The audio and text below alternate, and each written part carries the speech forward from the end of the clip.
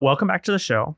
Today we have Chris Westmoreland, who's the CEO of Renu Energy Services, and we have Jason Wozniak, CEO of Longhorn Energy Group, and they're here today to talk to us about how we can decarbonize oil and gas and a process they've developed and are deploying and reducing to practice that'll help us achieve that. So I guess, Chris, do you want to kick it off and tell us what you're working on? Yeah, sure. So Renu Energy Services is a waste to energy focused company. Mm-hmm. Our whole IP and the architecture of the company is to find ways to capture greenhouse gases or things that are considered as opportunistic, to clean those up, to be able to put a value to those, and exchange the value on both sides, upstream and downstream. And so we're looking to be able to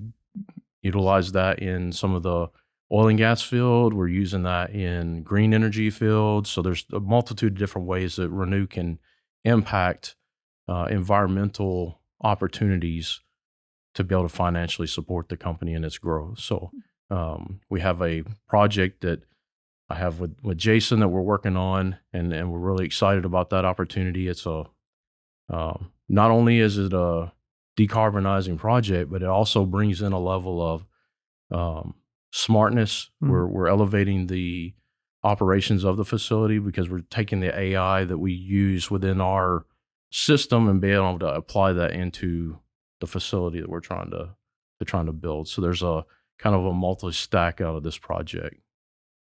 Yeah, we really recognize the need going into the future for both having, you've seen this in a lot of different spaces. What do you do with all of, we've found really good ways to use the energy we have at our fingertips. But what about some of these waste streams, products? How do you repurpose those? Some people recapture it, go into Bitcoin mining, and there's great advances there. But, I come from an industrial gas background. And so when Chris and I were talking, it really made a lot of sense given my experience with hydrogen and with his innovation and his technology, that we could pair up together and really find a way to build a site that would truly decarbonize the process, produce renewable energies, and be a model for how future farms should be set up, and also we think retroactively fit existing sites. So it's really good technology. We're very excited to start this adventure together. We've seen it work in a lab. Let's get it going at scale. Let's see how big the scale is. I want to go global with it. We think we can. And so this is one of our first steps. Yeah. And so tell us a little bit about kind of lab scale. Obviously you have inputs and you have outputs. Yep. How large, or how much volume are we talking about today? Well, the lab scale is obviously significantly small, as lab scale would be. We have a system that we put together in our facility out in Waller, Texas. That's it's 13 gallons a day, so it's literally it's a very, very, very tiny system. However, we've done the engineering. The beauty of Renew, it not only is the IP, but we also have an engineering company that all own that allows us to be able to take our engineering staff and support those engineering efforts. So we already kind of have this built-in ecosystem, along with being able to grab other technologies that are in the Houston economy already, that we got connected through some of Greentown, through some of ION, so some of the other connections that we've had. We've been able to take these other technologies and kind of prove out some of this stuff on a smaller scale. And then because the engineering company that I own, Vertex is recognized by NREL. We actually are partners with NREL. And so NREL uses us to do third-party verification for DOE projects. And so for solar projects, geothermal, those kind of projects. So we have some bit of a recognition of that we are considered subject matter experts and kind of really know this industry. I've been doing this for 30 plus years. So half the team, we've got physicists and all discipline PE. So we have a good solid staff to be able to draw in to say, hey, this is legit. We can back this up. And we actually had a third-party verification already. We had a Canadian company come in.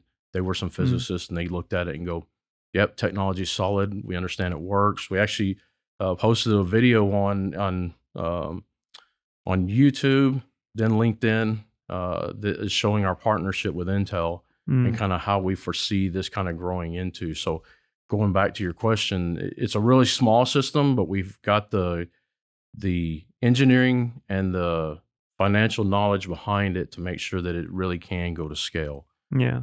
Right now, it's just the financial challenge. So maybe to kind of benchmark the scale. So I would say at 13 gallons, you definitely have a reactor and a system that's Correct. kind of proven the process, right? We're not tinkering in test tubes, right? We moved beyond that. Yeah. And so the scale you want to jump to is doing what would say like a first of a kind pilot.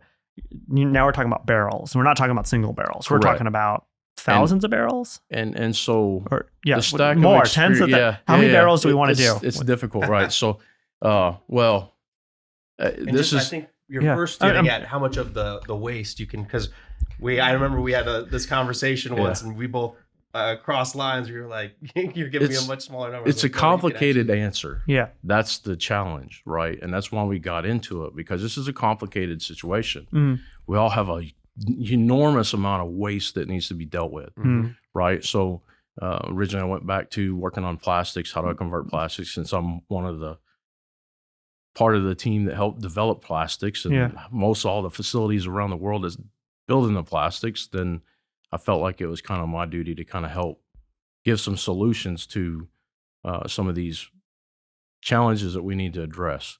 And that's kind of where Renew came in. So we can take organic or inorganic waste. We don't, I don't care whether it's one or the other.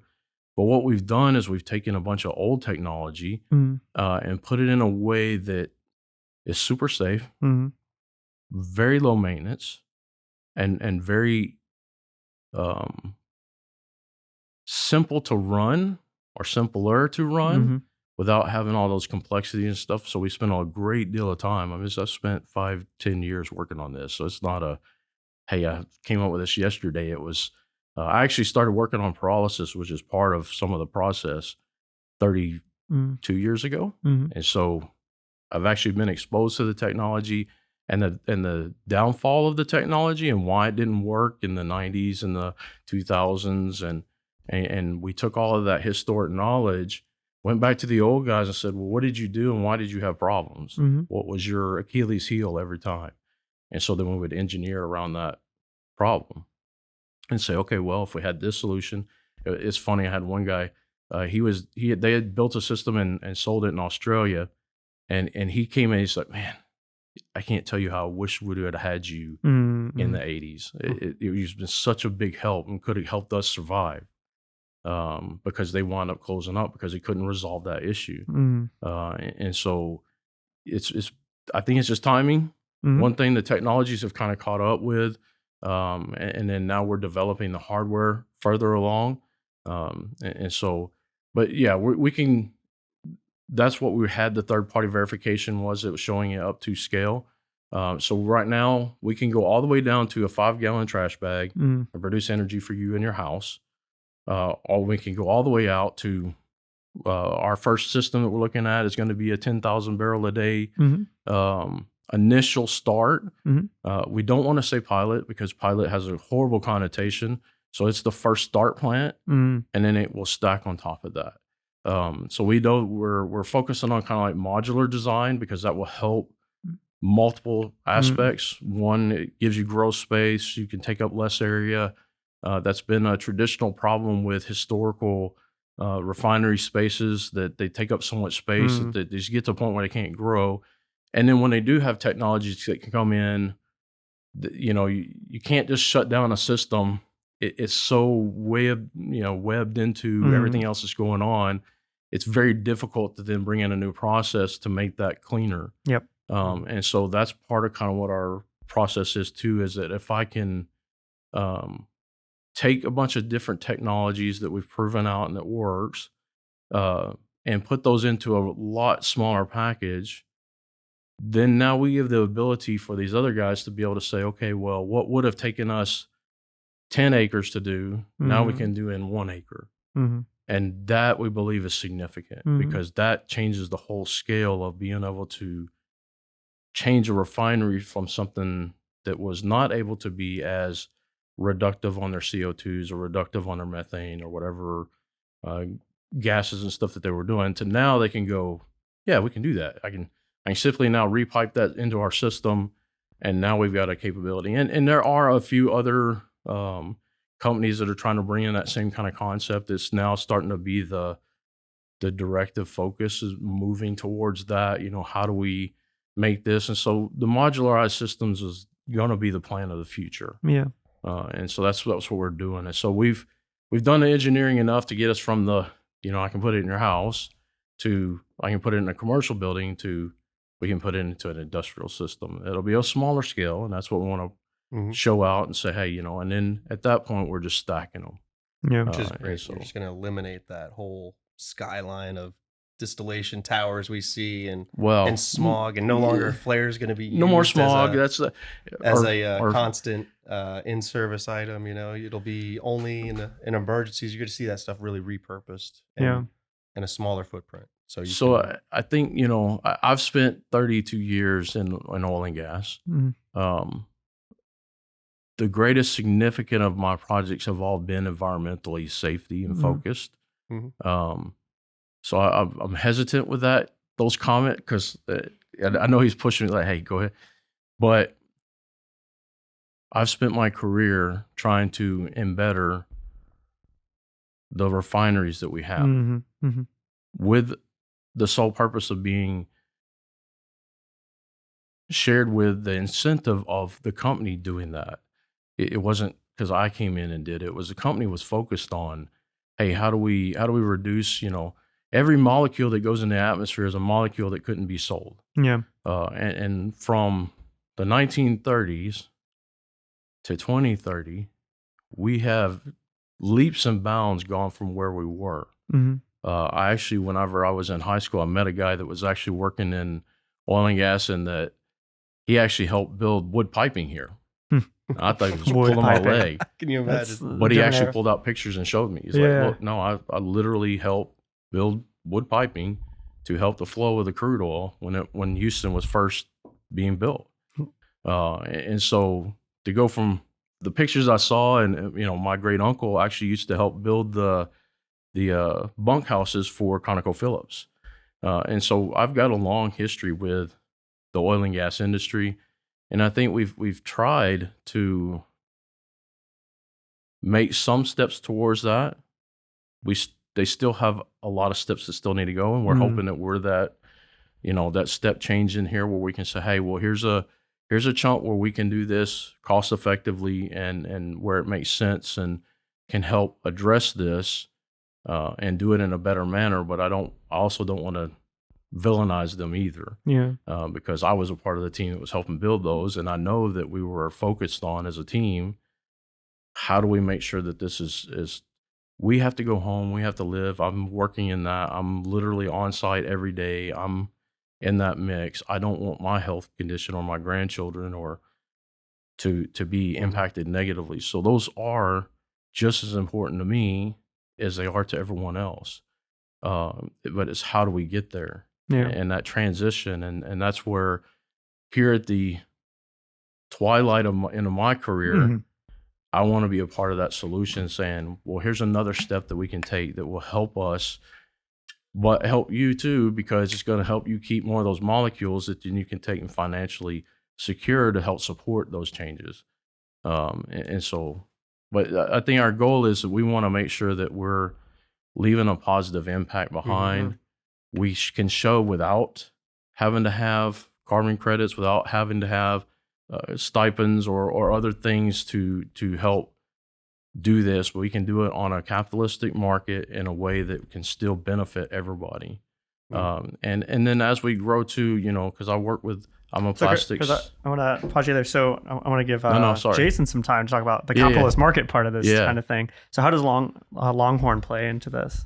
So, my little more on my background, was in nuclear power, went into industrial gas. I went from further back. You need to share it. You need to. I think it's a really important your history before that. Well, we'll get to it later. We'll get it later. That's fine. But along that path, I got involved in a lot of we'll call it value engineering projects, ways to simplify things to where it doesn't cost you so much, doesn't break down as often. How do you do all these things? And that was, Chris and I met looking for that solution. And a lot of Chris's technology is part of that solution, is managing a waste portion of your plant in a way that doesn't take up a large footprint, still takes care of that problem for you, and ultimately is going to improve the reliability of the service, of the terminaling service. So you're going to have a lot less downtime, almost not only really eliminating waste, but turning that into a counter product. It really works out as far as we've modeled it. We think it's a great plan. We've spent a lot of time talking through the various challenges. There's some we've for sure missed. We're going to learn along the way. But we really tried to tug on the strings of this project and say, what are the things that happen in this midstream part of the business and of the industry that we could capitalize on, and that's what we focus our attention, our energies on, and that's some of the gaps that the technology closes for us, allows us to be very competitive. We think that we're going to have a pretty economical product at the end of the day, and might very well have some pricing impacts. But again, these are all things of scale and things that we plan. But when you're looking at is there a financial basis for this type of a project? Absolutely. I mean, it really, when you look at what you're using, what you're transitioning in here, it's interesting that there's not more of it. Why would you offsite handle some of these waste streams when you could take care of it right there? And it's probably one of those things where you didn't have the focus. You had a lot of the concerns around it are from a safety perspective, and Chris has addressed those in a way that makes it very much fits my safety standard. I get it, like I said, with nuclear power and industrial gas, you're very safety conscious. You're talking about energized systems, you're talking about pressurized systems, so really no shortcuts to be had there. If anything, we're adding redundancies. We're everyone comes home in as good or better condition than what they arrived in. So that's our motto. It is a people first kind of company and situation, and we built a site that addresses all of those concerns and is going to be very profitable. Yeah, and I think earlier you talked a little bit about how you're pulling together funding to build out this project. That's right. What size project are we talking about for the audience listening? About $400 million. Okay, would be good. Yeah. Gets us off the ground. Gets everything tied up in terms of the engineering, and sets us up for. So that's for the tank farm part. My side. It's about $150 million for me. Okay, so not a large project in the scheme of things from an energy perspective. Yeah. It's very typical of a midstream production site. So we're actually a little less expensive. We should say more about size, because it's really the more interesting. Because you said the footprint's small, right? We're on 72 acres. We found ways of constructing, of pulling this together that are going to help reduce that upfront cost. Like I said, part of my background is that kind of cost reductions, cost control methods and stuff, and knowing and working with companies that have a really long history and really proven track record, so that we can reliably budget for them and plan timelines around those types of activities. That was the upfront work that we did that helped help us outline, is this financially viable project, and not only on the upfront side, I mean, and it's a lower cost, but it's because we're using specific vendors. We're bundling. We're taking the right steps from team through. We have just tons of years of experience across the team. Yeah, with our PM experience, that really kind of helps us be able to manage those projects. So I've done PM engineering and PM construction. So we're both able to take those learned experiences and be able to share that into. So we've got lots of industry connections that we're able to reach out to and help us, value those and being a part of that valued engineering chain. We've learned along the way about how to be able to, use resources in the area that we can take. And we actually, for the Renew side, we actually got an opportunity that we're still working through, but we have an opportunity where we're taking an actual old bio manure facility that didn't go and able to buy that on a discount and be able to use that so we can take that equipment that's already existing and repurpose it into this situation. So there's a lot of where we've got that industry experience where we can kind of help each other and say, hey, I've got this contact over here that we can get this entire brand new facility that wasn't even run for a year and be able to take that capital cost and shift it over and bring in a significant, cost adder. So there's already, we've kind of built in even just on some of the cost adder just on it. And that was some of the challenge. And if we're deviating too far, you can grab me back. But that was part of this project too, is that I've really struggled with trying to get funding, capital recognition for the technologies that we have. One, because it's very complex, and two, we just don't have a large scale one, so they can go, okay, yeah, I see it, so it works. Like, well, okay, even though we had it third party verified, it was still like just the valuing is just not there. And so with this, we're able to actually do a different for the Renew part, at least anyway. We're actually able to go out to a private equity group and say, look, the cost of the facility is twice what we're even asking to build for it. So we've already got, money into the project just from the fact that we're building it, because the value of the facility we're buying is 10x of what we're paying for it. So we've kind of already built in some of that capital opportunity to say, hey, look, I recognize that there's a risk in there. This is how we're going to manage that. So we kind of went back to a traditional bridge funding opportunity versus trying to use riskier or more challenged VC funding methods. So we're trying to use that instead of trying to take some of it, de-risk it, get us to where we need for this first project, and then that can kind of start being a better flow. And is this the facility is going to be in Waller, or is it somewhere else? No, the facility's in Galena Park, so right on the ship channel. Okay, I know so little about Midstream, so tell me, where's Galena Park? I assume this is on pipeline or adjacent to existing pipelines. It's right on the Houston ship channel. Yeah. Okay. We're direct access because it has multiple access points. Yeah. For us, we have road, pipeline, barge, and rail.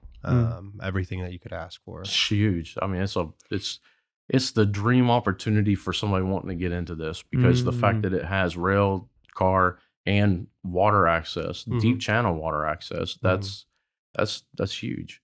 And this is a facility where you're going to build these tank farms and store correct. the crude oil coming in or going out, or either. So it's a terminal. Yeah. So we'll be doing both. Yes.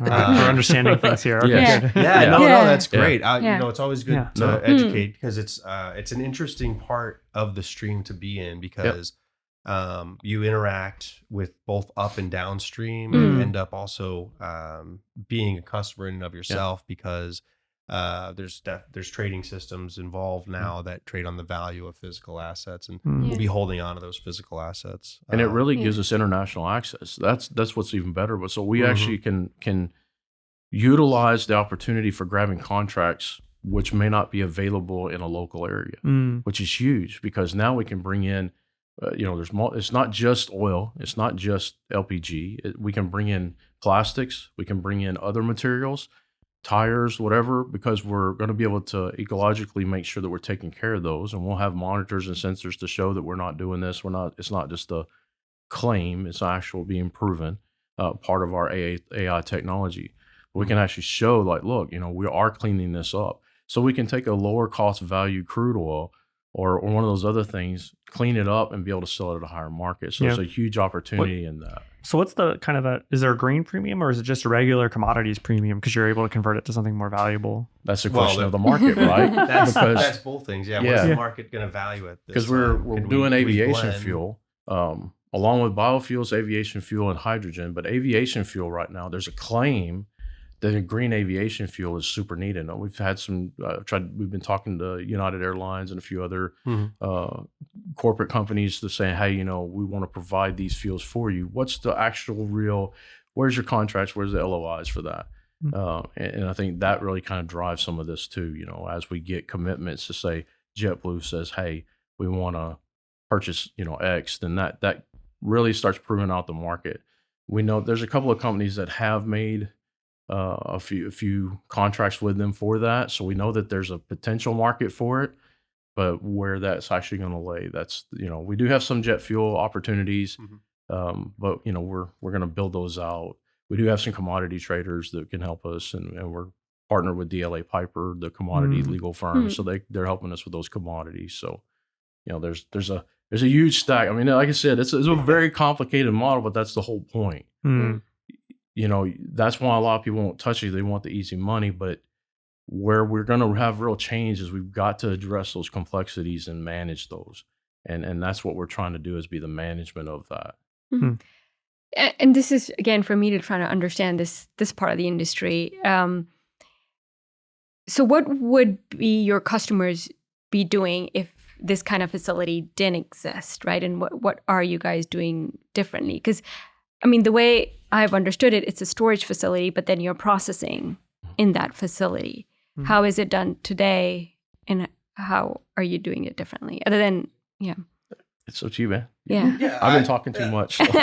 I'll give the high level, and then Chris can cut in on the details. But for the most part, it's split up. So you would have a site that would do the storing and the terminaling. You'd have a refinery that you'd see next door. Those are the ones where you'll see several tall towers with circular stairs going all around them. And then you would there'd be another facility that you probably wouldn't even recognize that would be processing those waste streams. And there's companies out there that do that. If you're in the industry, you know who they are. But and they all do a lot of good stuff, but they don't really combine together and see themselves as a full closed loop system, which is what we were really looking for. It was a way to close those gaps, refine it within our facility, and do it in a way that doesn't take up a lot of space and does it very economically and ecologically. So it's a refinery and storage in one. It's a midstream project. Distillation. It's an advanced midstream project. Yeah. So it's more so than, we're going a step beyond. Most midstreams will only just do like a quick strip. So they may pull off water or condensate or those kind of things. This can get a lot further detailed in. So we're a step before refinery, but not actually really wanting to claim being a refinery. Well, why don't you help us here? Because, I do know very little about the oil industry. So let's walk through how a barrel of oil gets to market, and maybe that's helpful to explain kind of where things are. And I realize it's complicated, oh my gosh, there's gas along the way, right? So let's say, look, I was a son we know what the with shale, right? The oil comes out of the wellhead, it comes up, it goes into a holding tank essentially from there, and then it gets into a pipeline at some point.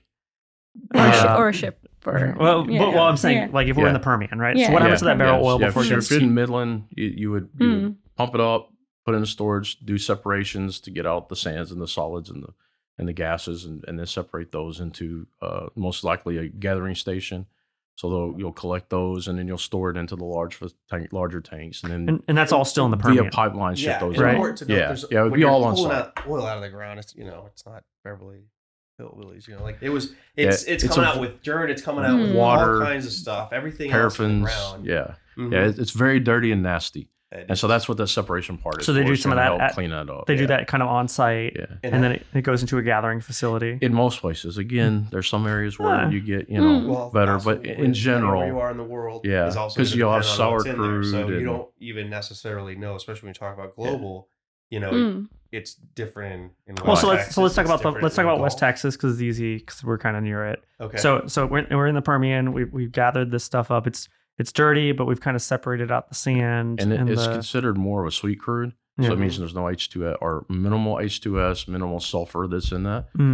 That's part of what's different with ours. We actually want the stuff that nobody else wants, because that's 25-ish years ago, Houston kind of modeled away from heavy sour crude, and they more tooled up the facilities to be they can still, a lot of them can still, like Texas Valero, Texas City Valero, it's set up where it can still do desulfuring, but there's most of the facilities kind of went away from it because it's cheaper. You get more, Yeah. the crude more from profitable. Saudi Arabia is a whole lot easier to deal with, and it's less destructive on the piping and those kind of things. And so that's where the market went to, because it was simple and easy and quick. And that's kind of where we're wanting to be different, is we're wanting to take either or. We don't care. It's got solids in it, whatever. We can manage that in a cost-effective way that we can take those and then sell that. So that's what you would do, is you're trying to get to the point where you can maximize the return out of the molecules you're getting, correct? So you want to get as much gas, natural gas, as much oil, crude, as clean crude as you can, and then pipeline that to a refinery or some other processing facility where they'll put it through the distillation towers and process it further into gasoline and other products. And so we're wanting to be in that middle part. So we still want to be the midstream, but we want to do a little bit of the refining, because we feel that that's where we can put in the greenhouse reduction opportunities, right? So that's where we can go in and we can take the produced water and we can and filter those, or we can get the heavy crude oil or the sandy crude oil, those kind of things that we can take and then clean those up and grab that cost. So time out for me. So when it comes off a ship coming off of like the coast, like it still might have sand, a lot of gunk in it. Could come from anywhere. Okay. And a lot of this is our North American crude is what we'll really be able to target with this process. It's, I mean, you heard pipeline projects, transcontinental Ohio, pipeline, Pennsylvania, Canada, the Great Lakes, those kind of things. Why did they stop areas. a lot of that stuff? Well, hey, it was really going to muck up our ability to process. The API is a lot heavier on the oils that are up north, and so whenever you have that heavy crude, there's a lot more work you have to do. And we have technologies where we can add that and get that to a better API that's easier to deal with and before manage it goes to the process. So before once we get it to the refinery, So this is you would call like a pre-refinery or pre. Yeah, that's why I said we're pre-stage refinery. We're not full refinery, but we're doing some easy grab work that we can take and then increase the value of that and get those molecules, but try to also get a greener, decarbonized opportunity on top of it. So let's dig into that here. So I think there are definitely companies that are trying to measure and track the kind of carbon footprint of, I guess I'm going to call them lots or barrels of oil. But they also, decidedly, the U.S. does not have a market for kind of carbon measurement, and a lot of the credits are voluntary, right? Yeah. And so how do you convince the customer that the premium is what they're paying for? If that makes any sense. Well, so fortunately, we don't have to. The market's already there to do that, and the government's incentivizing that. And companies are also committing themselves to hit certain targets. Sure, obviously aviation fuels for all the planes, diesels for all the trains. These companies want to be able to transport their products and minimize their carbon footprint. Government's incentivizing them to do that. As we're able to offer that to them, they're able to capture those programs, and they'll close the gap until, like I said, we can get processing down to a point where it's more economical for the customer, and it has volume. You can't run a plane on sustainable aviation fuel in Houston and have it fly to Orlando or Chicago or New York if they don't have sustainable aviation fuel there. Your engine's not going to run right. They're not going to switch over at every airport.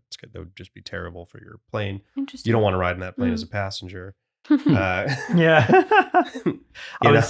can't exactly pull it over if you got a little bump in the engine. So you got to be consistent with the quality of the fuel. So you have to. So when you're deploying and you're setting up this type of where you're producing this type of a product, you really have to consider how do you enter. And how do you grow in that market to a point where you're world class? And our cost structure is set up so that Renew is profitable at a $40 barrel. So we're not putting any kind of expectations that we've got to have a $150 barrel to be able to make money. So that's one of our techniques. The other thing is that we're providing blending services. So we'll be able to blend because we have such large tank volume. We actually have one of the largest tank volume area that I know of.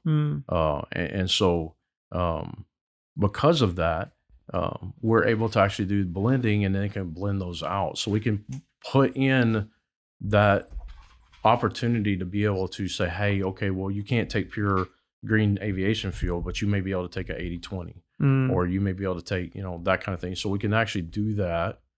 And we're also, what the beauty of this opportunity is, and this is really where Jason was commenting earlier.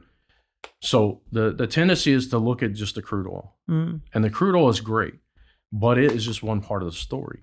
The other part of the story is being able to take the plastics and those kind of things and be able to inject that where we can get a low cost from the garbage waste that would be going into the environment. We're able to actually take that and convert that into fuels and then inject those fuels into those blends. So also helping offset cost. So there's multiple streams and an opportunity. Remember, it's just really, really complex, but that's the whole point, because that's what helps get our cost values back to where I'm not reliant upon the CO2. Now, we partnered with DLA Piper because we're building a carbon marketplace. And I think our marketplace is then going to help support where it's less voluntary. And now this is a financial model that we can then take off of. So there's again, it's several different layers. I step back and go, hey, I see this big opportunity, but there's got to be a circular point of focus, right? So we have to have that focus to be able to grow out of. And we feel like this is really that answer. Because one thing, we're doing this project here, but we also have another project where we're actually directly at the wellhead, bringing this same technology through a couple other partnerships with you guys we talked with Capwell. We went out and reached out to them, and they said, yeah, we'd love to partner with you. So between them, we're actually going to be purchasing some wells that we can actually go out and prove that we can capture all the methane that's getting released from those. Good. We're going to nicely cap that, but we're going to be able to on-site use stranded gas, be able to help clean that up, have a good, and then also be able to get those, show that process where we'll show that we're not just claiming credits, we're doing the work. And that's really kind of what we're trying to change the narrative of. I think the reason it's been so difficult to really get a foothold on the carbon marketplace is it's all speculative. There's not been a real, here's a measurement, here's how it's getting done. And through our partnership with Intel and AI, we have server farms that we are able to actually use to be able to build onto that to say, hey, here's our proof data. We're using the blockchain. I like Bitcoin. For those you may have to leave that out of this podcast, but I love Bitcoin. We got Empower coming up. I'm using Bitcoin, and I'm using the blockchain to be able to say, hey, we're giving public records, so these carbon credits are no longer speculative. They're being through built data. Yeah, and I think that's going to start changing that narrative. At least that's my initiative. And so and having partners like Jason and these other guys to say, we see the vision, we see, it makes sense. It's an actionable change that you can actually do something with. I think that's really how we're going to change that narrative. Can we also talk a little bit about the business model here? Because do you take ownership of the asset at some point, the oil, the resources, or is it a is tolling it still fee? owned? Yeah. How does it actually work? So there's a number of different contract structures. Yeah. Most companies, they'll pay a storage fee and then a terminaling fee. So they'll buy a certain amount of space, like you would maybe for your photos on iCloud or something. And, you can shuffle your photos in and out of there as much as you want. And then there'll be fees around that. Now, in addition, we can buy our own oil. We can hold on to it. There's enough space for us to go, hey, we have really good market predictors. We can, when you're holding physically the asset, it's a lot easier to trade on than when you're holding it on paper. Especially when you can get it really cheap. So it's like, hey, and like you kind of already discussed, we're able to almost instantly improve the quality of anything we bring in. So no matter what we buy, we've already we already know that the value is going to be higher. So and there's other ways, but just to kind of give you a few of the ways that it works, you have most it's most general though that you're just we're gonna be dealing the majority of our business with companies that want to store and transfer on our site, and there'll be a benefit to them for doing that. And, that's how the contracts are written up. I always reference a midstream company as essentially a gas station. So they will purchase the fuels, and then they second point of sale to the customer. And so they're just this basically the same thing. It's just we're a warehouse for oil and gas and waste products, and trying to clean them up and be more environmentally friendly of those. Sometimes acting as a broker. Yeah, sometimes acting as a broker. Yeah. Awesome.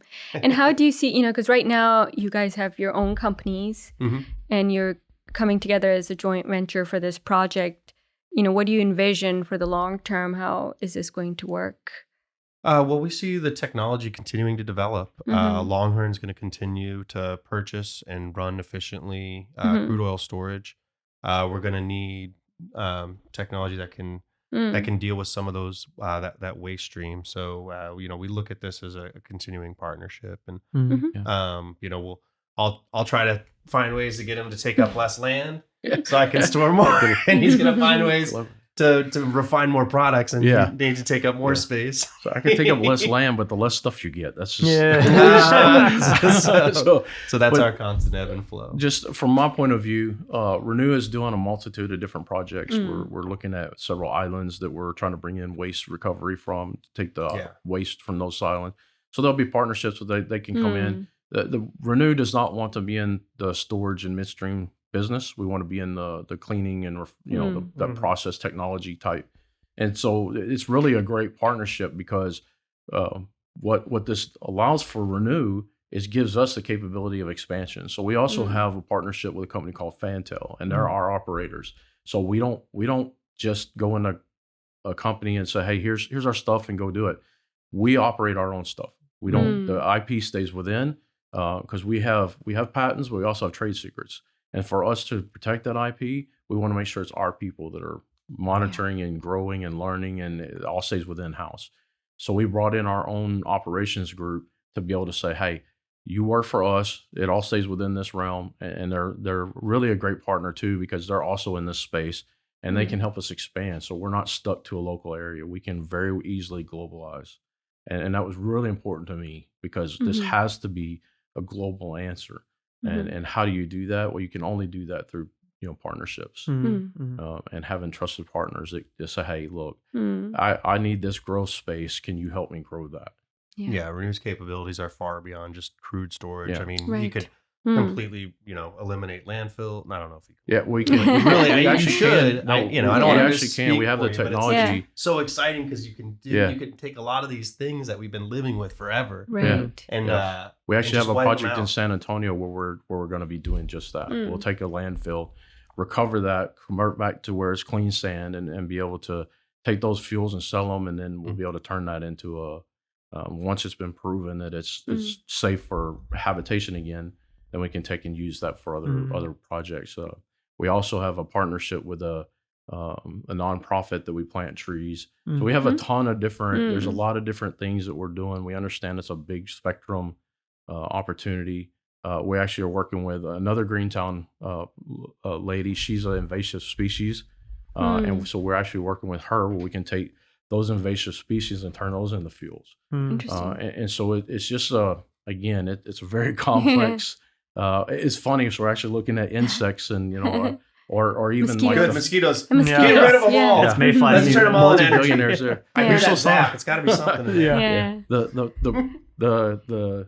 The conversion for those is a pretty big scale though. So financial support to help grow out the opportunities, and that's really what I wanted to make sure of. Is whenever Renew started, that we didn't build ourselves in a corner where we couldn't grow. And so that structure had to be built on partnerships and utilizing those and having that help say, hey, how do we help get this, beyond Houston, beyond the US, beyond whatever, eventually one day I'd like to see our system on the moon and wherever else. No, I mean, partnerships are so essential, right? And for you as a startup to know that this is our expertise and our niche, and this is what we're going to focus on. And for other areas, if you want to have more impact, if we want to do bigger projects, we have to have partnerships Yep.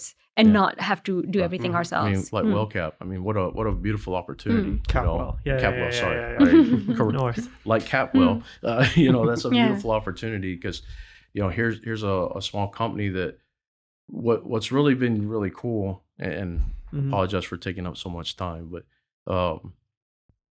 what's really cool is my experience. I'm now able to actually come back into the community and go, have you thought about doing this? And this is really how you should be able to expand that out and be able to help them too. So it's not only growth for me, it's growth for all the other people that we're bringing into it. So I can kind of mentor and say, hey, we've had others that are mentoring me and saying, okay, how do we help grow this ecosystem within? Since it's been kind of a challenge getting others coming in here, not understanding the Houston ecosystem. And knowing how that we are very supportive of each other, and we really want to see success out of everyone around us. That's been a real challenge because some of these other coming in don't really understand that, and they don't know how to deal with that. And so trying to cross that, it's really kind of crossing the chasm in that aspect because it's like, well, that's not our model. We don't know what to do with that. How do we? That's not going to work here. Yeah. Here is a different animal. Yeah. And so we feel like this is part of that path forward. So What do you feel are kind of major stumbling blocks for you as you think about the next 18 months? The answer can't be cash. It's never cash. No. There's. I'm gonna disagree with you on that. It is a part of. It's never the focus. There you go. Yeah. Because capital makes things grow. Period. But it shouldn't be the focus. I'll let you go first, and then I'll share what I think. Oh man, he was waiting for me. I think our biggest challenge is going to be legislation. Is are there going to be things that are government imposed or reduced that could impact us? It's on the horizon. Like the uncertainty of the environment is a challenge. We're pretty shored up on our construction plan. There's enough contingency and wiggle room in there. There might be a few things that might come up during some site surveying, but nothing that couldn't be overcome. And then that's really it. I don't see a lot of other holes, things that we haven't addressed. And so growing a company and having had several other companies, politics is always a challenge. Yeah. I feel like that we've done a great deal of homework to try to help with that. We do know and have partnerships with the local oil and gas industry. We know the industry knows us. And so we feel like that we have pretty solid support on that. We feel like the location is already in that area. We kind of picked, it was a beautiful site. You couldn't have asked for a better, bro. This is amazing. So it's, a lot of those things, our industry experience, we've kind of helped resolve those. I really feel like the biggest challenges are going to be outside of Houston. And that's really kind of, we've been working on those. I've been trying to get connected with several of the other officials. We want to know the officials, but we don't want any extremists. We're very purple. Like, look, man, I'm trying to do something positive for everybody. And I don't want to be on one board or the other. One of my mentors always mentions, he goes, well, if I hate it in the room, then I'm doing stuff right.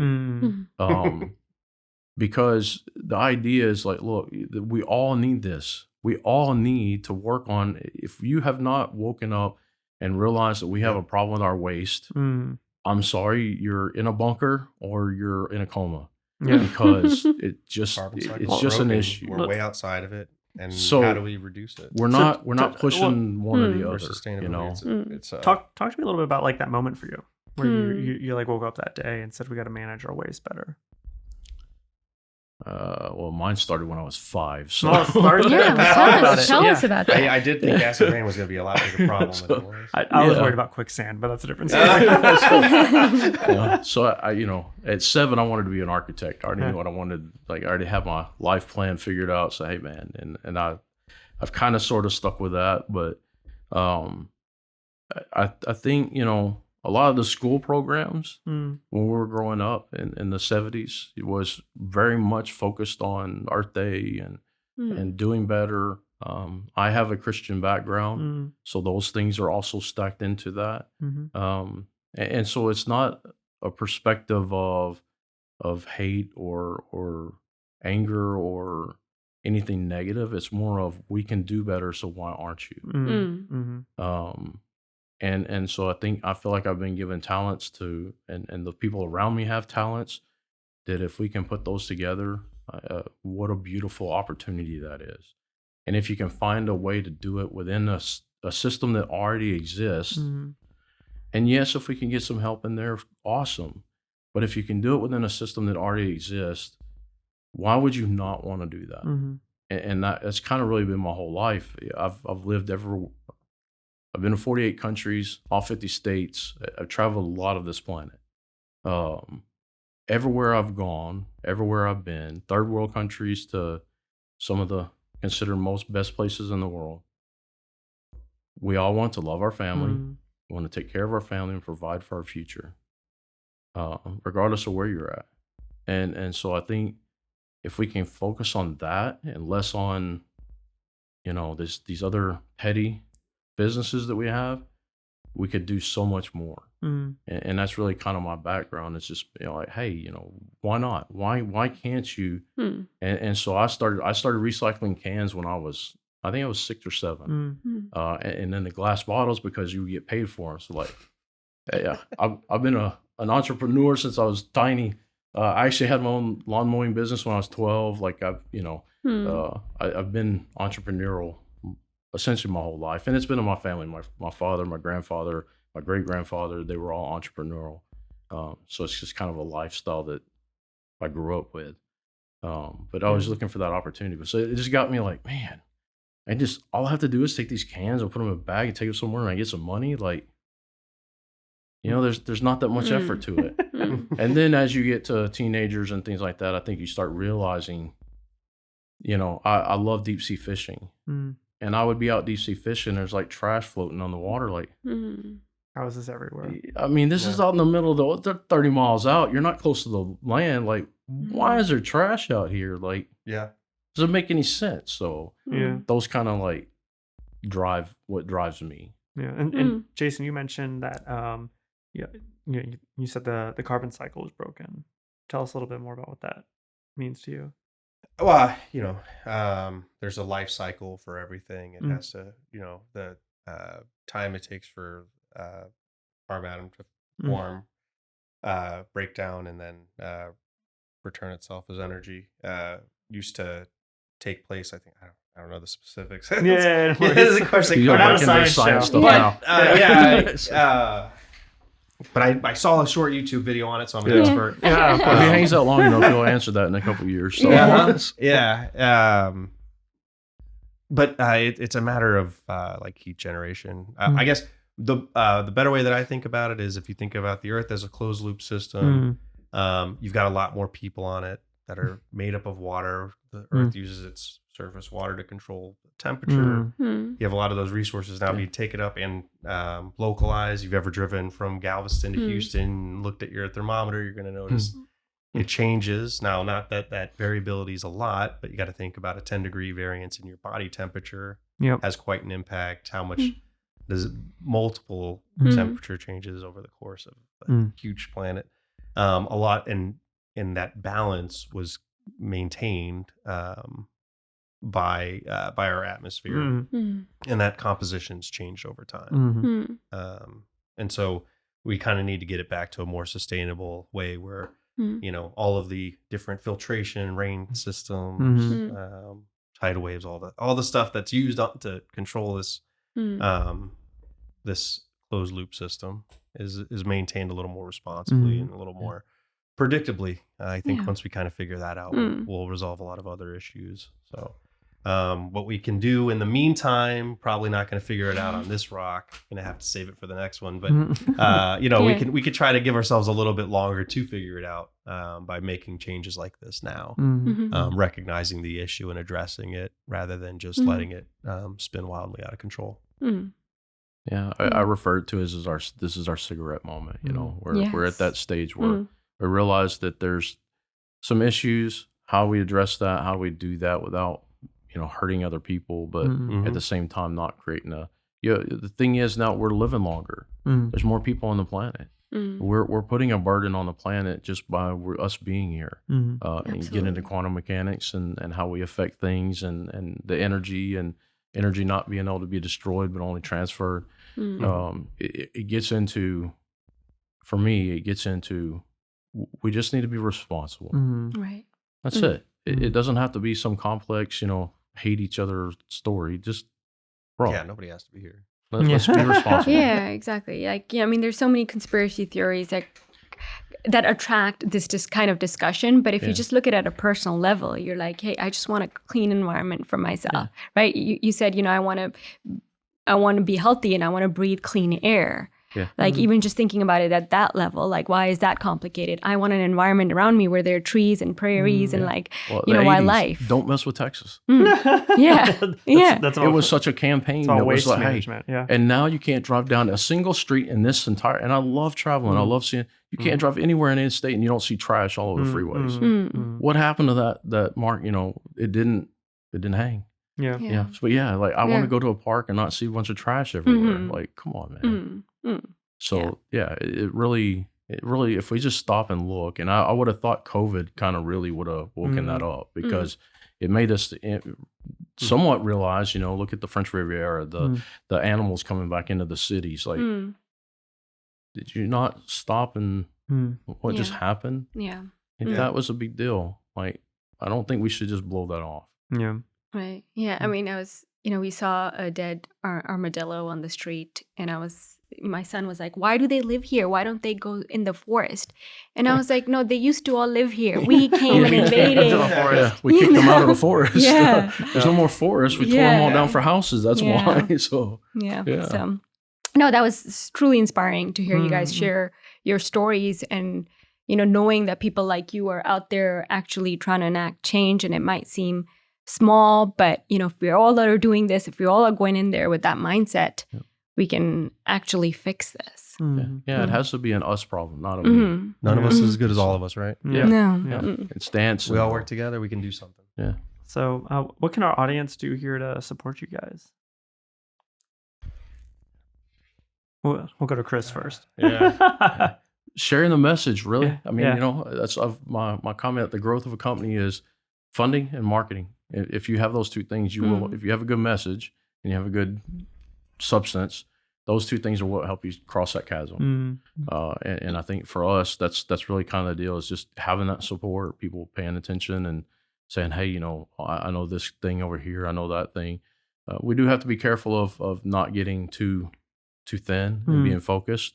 But if people don't know about us, if they don't know that the technology is out there, then we're not getting these other CEOs coming to us and saying, hey, how do we get involved? Yeah. The partnership with Intel, that's huge. To have such a tiny little company of nobodies to be connected with corporates are a really big deal. And because they have more of a voice than we do. And so that's what I'm looking for is being able to say, hey, we recognize that what you guys are trying to do is good and help support that effort. Good. For me, we feel like we have the support of our friends and family and a lot of our business partners. So I would just, volunteer in your community, start locally and see where that grows. If any kids out there listening, just, shut the computer off for a couple hours a day, go touch some grass. And if you see some trash on it, pick it up. Exactly. Clean up your trash. And help feed Renew. Yeah, exactly. And if people want to learn more about, Longhorn, where should they go? Longhorn-energy.com. It's got everything you need to know. Can tell you a lot about the owners, where we're located, what high-level overview of our plan, and then there's a contact sheet if you want to get involved. Cool. And then Renew, how do we spell Renew? RENU. All right. So we went with a British flavor. So to all of our fellows across the pond. Yeah. And would that be Renew energyservices.com? Correct. Yeah. All right. There we go. RENU energyservices.com. All right. And we also have we're on LinkedIn. You can find me on LinkedIn, and I'm working on the other social media pages. That's not my.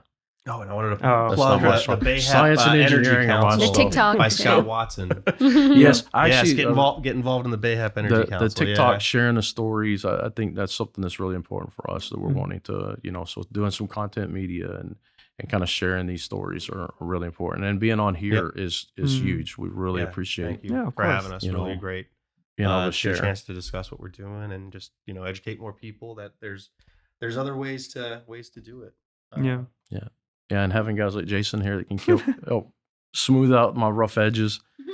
As many people know, talking to engineers and scientists are challenging because we live in a different world. So it's I always get my team keeps saying, "Hey man, you need to dumb this down to a 5-year-old." Like, well, I thought I did. So sorry, man. I'll work on it some more. So you just gotta get more 5-year-olds in your life. Yeah, That's the answer. Well, Cool. mine's 15. I'm happy to. Yeah. Mine are in college, so let them do them.